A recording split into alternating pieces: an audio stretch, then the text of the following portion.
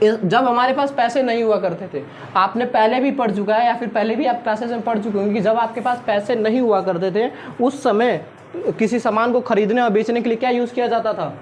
Barter system use किया जाता था, यानी वस्तु विनिमय प्रणाली यूज़ की जाती थी। वस्तु विनिमय प्रणाली का मतलब सीधा एक ही होता था कि किसी एक वस्तु को लेके और उसके बदले में दूसरी वस्तु को क्या कर दिया जाता था आपको दे के। जैसे एक एग्जांपल के रूप में अगर हम ले लें, मान लीजिए ए एक पर्सन हो गया, बी एक पर्सन हो गया।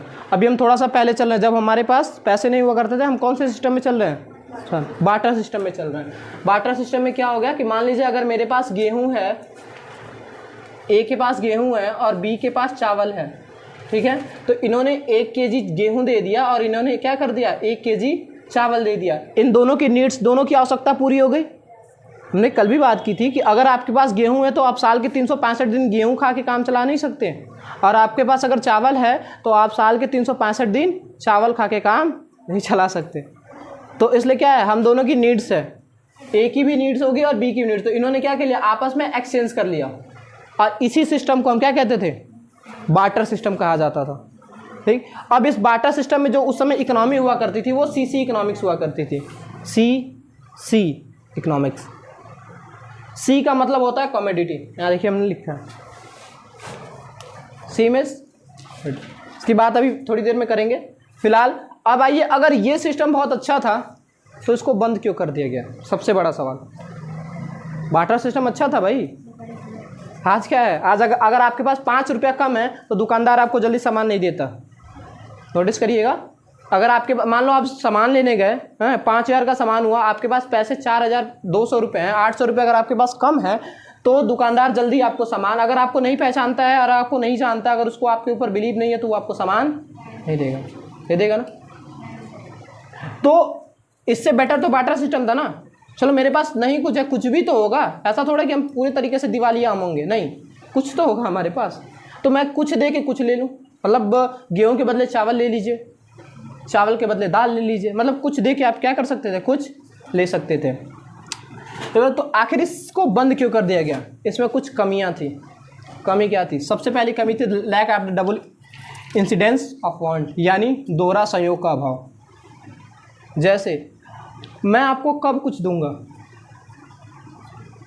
मैं आपको कब कुछ दूंगा, चाहे आप मुझे कब कुछ देंगे, जब मैं आपकी ज़रूरतों को पूरा करूं तब आप मेरी ज़रूरतों को पूरा करेंगे ना। जैसे अगर आप यहाँ देख रहे थे एग्जाम्पल के रूप में कि ए के पास गेहूं थी हैं और बी के पास क्या था, चावल था ना।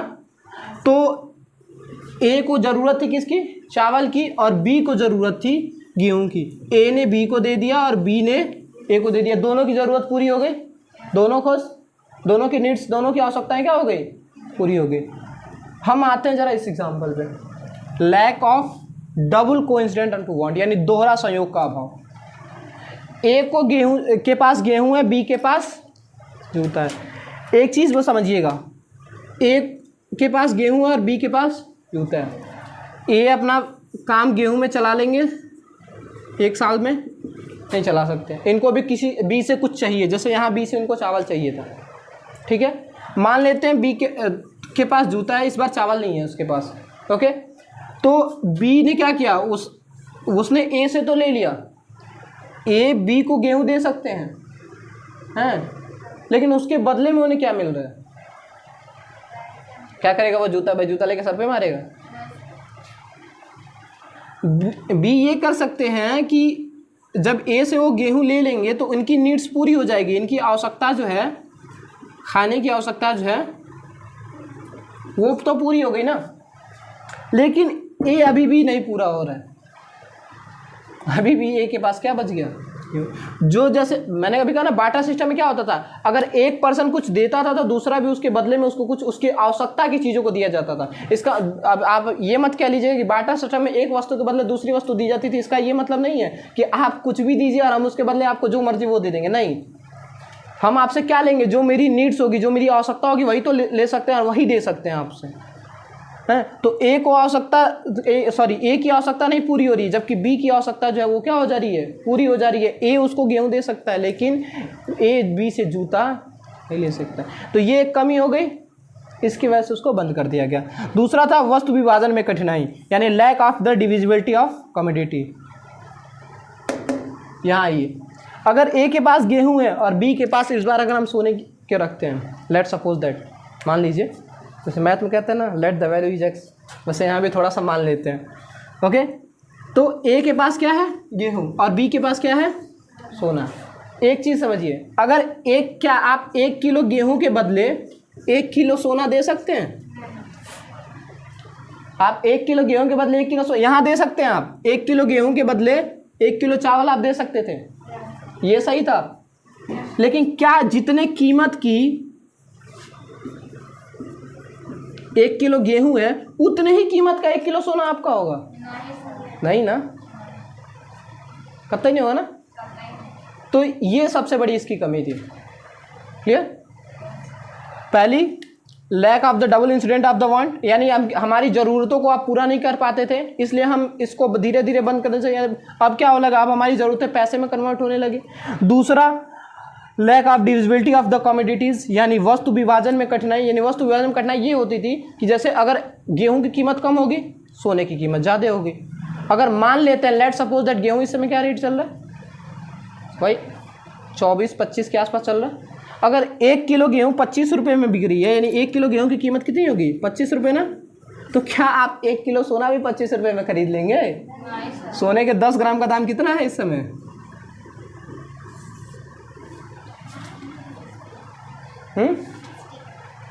आई थिंक 52,000 के आसपास है, नियर अबाउट 50 है। आप कंपेयर करिए कहाँ तुलना हुई, कहाँ बराबर हुआ। और वस्तु विनिमय प्रणाली की एक उसमें होता था कि आप अपनी आवश्यकता के बराबर की वस्तुओं को ही दे सकते थे। ऐसा ना हो कि मुझे भी घाटा हो जाए और आपको फ़ायदा हो, या फिर आपको घाटा हो जाए मुझे फ़ायदा हो। क्लियर? क्या समझ में? अब बात करें इसके नेक्स्ट की, तो इसके अगले जो इसकी जो कमी थी वो थी क्या, एक सामान्य मूल्य के मानक का अभाव था इसमें। यानी जैसे आवश्यकता जैसे जैसे बढ़ती जाती है ना, वैसे वैसे उसकी मतलब पहले हमें क्या थी, 1 किलो गेहूँ में हम अपना काम चला लेते थे, कोई दिक्कत नहीं थी। ठीक है, चलिए come back to the point. 3 कठिनाई अभी हमने पढ़ी, बाकी की और समस्याओं को देखते हैं। सबसे पहले बात करते हैं मूल संचय में कठिनाई। यानी जैसे क्या है ना कि आप पैसे को तो रिजर्व कर सकते हो, अगर आपको पैसा दिया जाए 500, 1000 रुपये, लाख, 1.5 लाख, 2 लाख, 50 लाख, भाई आज के टाइम में पैसा क्या है? पैसा सब है। वो आपने फिर हेरा फेरी तब नहीं देखी है? फिर हेरे में भाऊ वे बोलते हैं ना, पैसा क्या है, अरे हाथ की मैल है, मस्त नहा के निकलो, एकदम एकदम भाई बाल्टा मैल निकालो और पैसा ही पैसा। क्या है ना मिसाल? नहीं, आज के टाइम पे पैसा सब कुछ है, इसलिए आज हम मनी पढ़ रहे हैं। ठीक है, भगवान नहीं है लेकिन भगवान से कम भी नहीं है। Now back to the point, मूल्य संचय में घटना, यानी difficult to the store of value. आप पैसे को तो रिजर्व कर सकते हैं, यानी पैसे का संचय कर सकते हैं, आप बैंक में रख सकते हैं, गुल्लक में रख सकते हैं, घर में रख सकते हैं। लेकिन पहले क्या होता था ना, वस्तु विनिमय प्रणाली में भाई एक वस्तु के बदले दूसरी वस्तु मिलती थी। तो अगर मान लीजिए आपको मैंने टमाटर दे दिया 1-1.5 क्विंटल, ठीक है,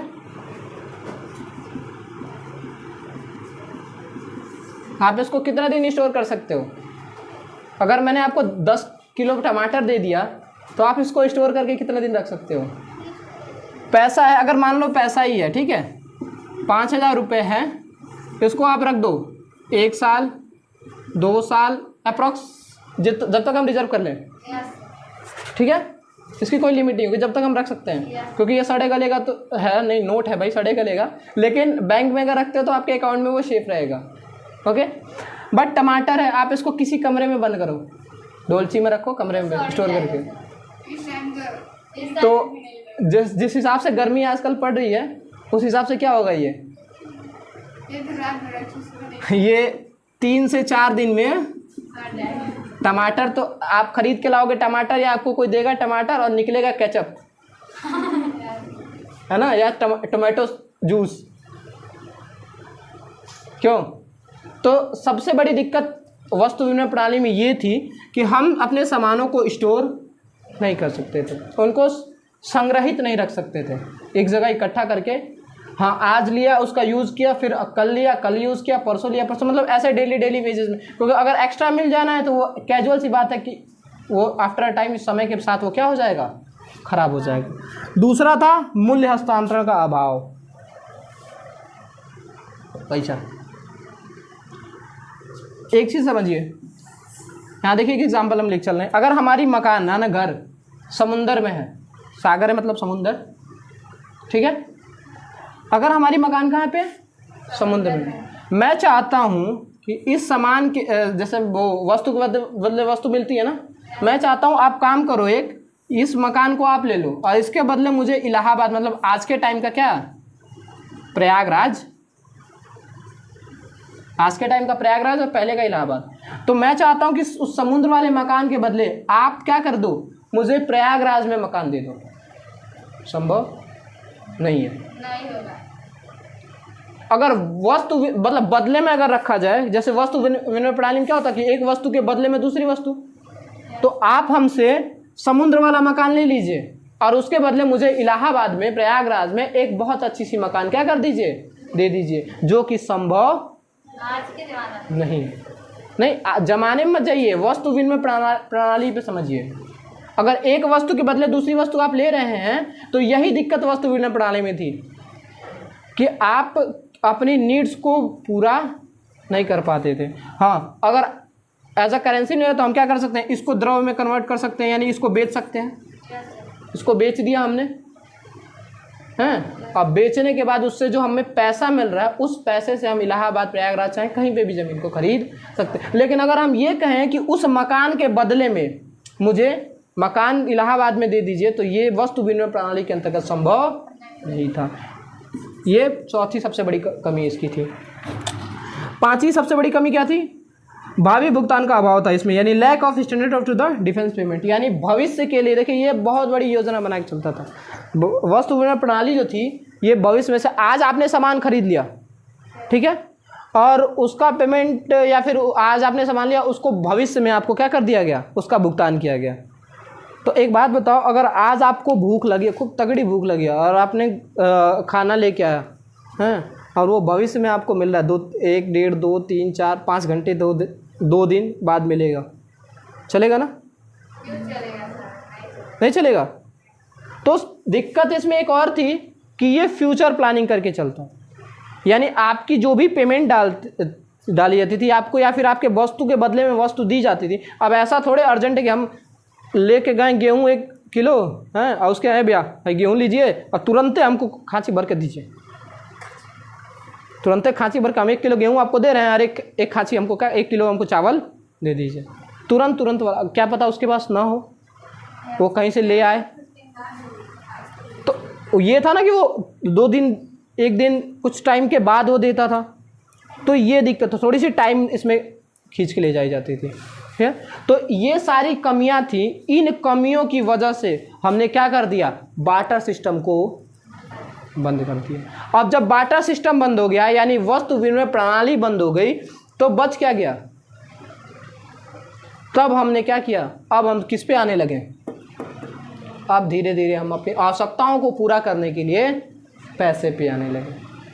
क्योंकि भाई आप पहले क्या थे, आप अपनी आवश्यकताओं को कैसे पूरा कर लेते, एक वस्तु दे के दूसरी वस्तु को ले लेते थे। अब जब वो प्रोसेस ही बंद कर दिया गया, तो ऐसा थोड़े कि प्रोसेस बंद करने से आपकी आवश्यकताएं खत्म हो जाएंगी, नहीं, आवश्यकताएं याद रखिएगा कभी किसी की खत्म नहीं होती हैं। तो आवश्यकताएं आपकी बढ़ने लगी, और बढ़ती आवश्यकताओं से अब हमने क्या, धीरे धीरे हम किसकी तरफ चलने लगे, मुद्रा, मनी की तरफ चलने लगे, पैसे की तरफ चलने लगे। अब इस मुद्रा में 4 प्रणाली रखी गई, कौन कौन सी, पहला तो हम पढ़ रहे थे जो वस्तु मुद्रा थी, पहला हम क्या पढ़ रहे थे, वस्तु मुद्रा। दूसरी मुद्रा जो थी वो कौन सी मुद्रा थी, धातु मुद्रा थी। दूसरी मुद्रा यहाँ मैं लिख लूँ, पहला वस्तु मुद्रा, वस्तु मुद्रा से हम कहाँ चले आए, अब हमने एक स्टेप आगे चढ़ दिया, अब हम सीढ़ी के पहले स्टेप को छोड़ के दूसरे स्टेप पे चले गए हैं। अब हम चले आए धातु मुद्रा पे। भाई सीधे आपको 500, 1000, 2000, 200 के नोट थोड़े मिल गए थे। जैसे राजा महाराजा अकबर बाबर जो भी हुआ करते थे उस समय सोने के चांदी, अलग अलग राजाओं ने अपने अपने अलग अलग सिक्कों को चलाने का काम किया था। तो तो जो मतलब जिस कभी सोने के, कभी चांदी के, कभी पीतल के, कभी मतलब जैसे भी धातुओं के सिक्के बनाए जाते थे वैसे प्रचलन में लाए जाते थे, ठीक है। तो वो जो मुद्राएं होती थी वो धातु मुद्रा, मैंने कल आपको दिखाया भी था 1-2 सिक्के, ठीक है। तो वो मुद्राएं कौन सी मुद्राएं होती थी? धातु मुद्राएं। उसके बाद धीरे धीरे उसका प्रचलन भी खत्म हो गया, तो हम धातु मुद्रा से तीसरी मुद्रा पे आ गए जिस मुद्रा का नाम था पत्र मुद्रा। वो कौन सी मुद्रा थी? पत्र मुद्रा। पत्र मुद्रा मतलब वही कागज़ के पन्ने, और वही कागज़ के पन्ने जैसे नोट, है ना। अब वो नोट की वैल्यू कुछ भी हो, 10, 5, 20, 25, 50, 100, 200, 500, 2000। हाँ 2000 से याद आया, आप लोग के पास 2000 का नोट है? है तो हाँ है तो मेरे खाते में जमा करा देना, ठीक है। चलिए, तो तीसरी हो गई पत्र मुद्रा, ओके। मैं मजाक कर रहा था। आपको जैसे गवर्नमेंट ने इंस्ट्रक्शन दिए हैं कि आप 2000 के नोट अगर आपके पास हैं तो आप 30 सितंबर के पहले अपने अकाउंट में जमा करा लीजिए, ठीक है। क्योंकि वो एक है ना पुरानी कहावत है कि बड़े लोग और बड़े नोट कब बदल जाएंगे कोई नहीं बता सकता, ओके। नाउ 3 मुद्राएं हो गई, वस्तु मुद्राएं, धातु मुद्राएं और पत्र मुद्राएं। चौथी मुद्रा वो है शाख मुद्रा। चौथी मुद्रा क्या है? शाख मुद्रा। ये शाख मुद्रा क्या है भाई? शाख मुद्रा क्या है? हुंडी, पट्टा, कुछ नाम सुना सकता है, चेक, ये सब क्या है? ये सब शाख मुद्राएं हैं। ये सब क्या है?